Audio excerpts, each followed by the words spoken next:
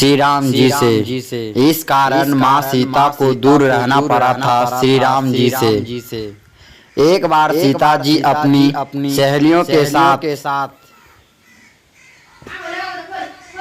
जनक जी के महल के बगीचे में मनोरंजन के लिए गई। वहाँ पर एक वृक्ष पर उन्होंने तोते के एक जोड़े को देखा। दोनों आपस में बातें कर रहे थे। एक ने कहा कि अयोध्या में एक सुंदर और प्रतापी कुमार है जिनका नाम श्री राम है। उसने सीता जी का विवाह होगा।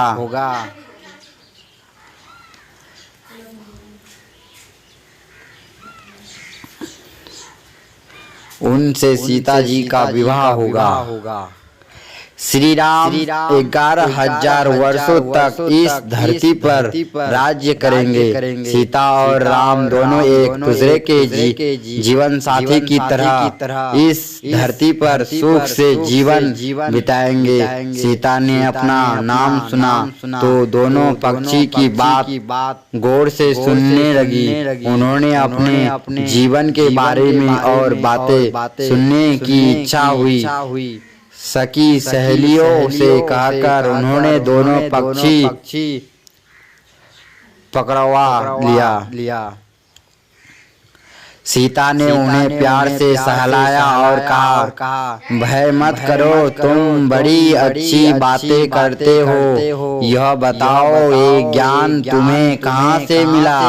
मुझसे डरने होने की जरूरत नहीं। दोनों का डर समाप्त हुआ। वे समझ गया कि यह स्वयं सीता हैं। दोनों ने बताया कि वाल्मीकि नाम के एक महर्षि है। वे उनके आश्रम में ही रहते हैं। वाल्मीकि रोज श्री राम और सीता के जीवन की चर्चा करते हैं। उन्होंने वहीं यह सब सुना जो अब सब कष्ट हो गया।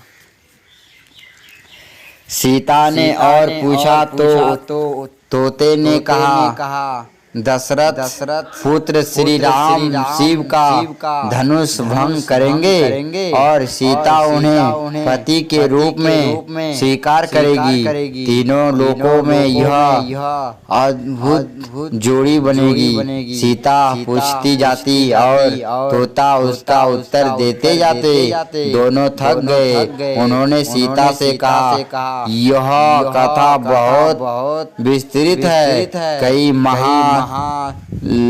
लंगो सुनाने में दोनों उड़ने को तैयार हुए। यह देख सीता ने कहा, तुमने मेरे भावी पति के बारे में बताया। उनके बारे में बड़ी जिज्ञासा हुई है। अब तक श्री राम आकर मेरे वरण नहीं करते। मेरे महल में तुम आराम से रहकर सुख भोगोगे।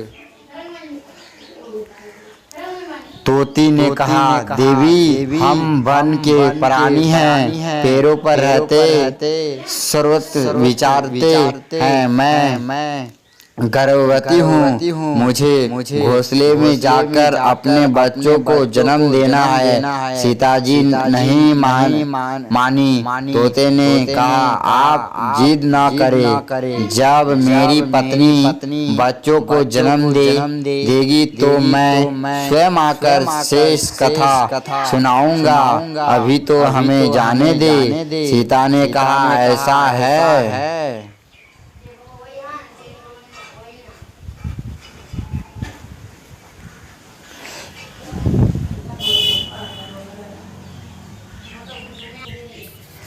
सीता ने कहा, ऐसा है तो चले जाओ। लेकिन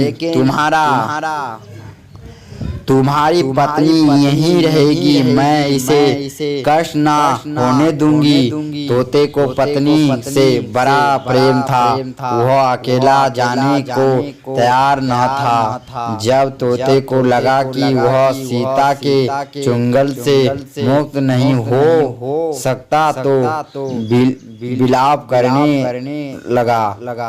मुनियों ने सत्य कहा है, मौन रहना चाहिए। यदि हम कथा न कहते तो मुक्त होते।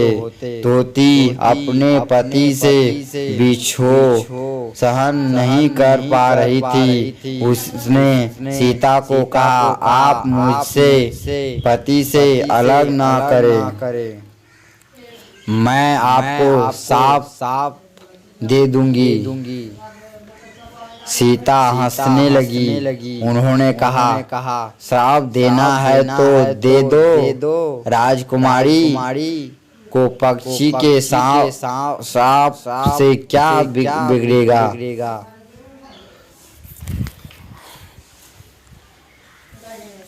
तोती ने श्राप दिया, एक गर्भवती को जिस तरह तुम उसके पति से दूर कर रही हो, उसी तरह तुम जब गर्भवती रहोगी तो तुम्हें पति का बिछोह सहन पड़ेगा।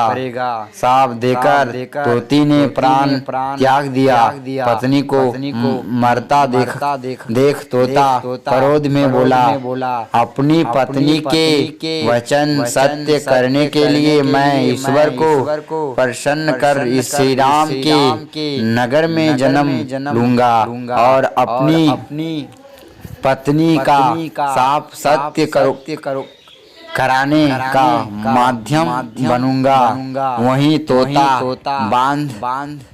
बाद में अयोध्या का धोबी बना, जिसने झूठा लांछन लगाकर श्री राम को इस बात के लिए विष किया कि वह सीता को अपने महल से निष्कासित कर दे।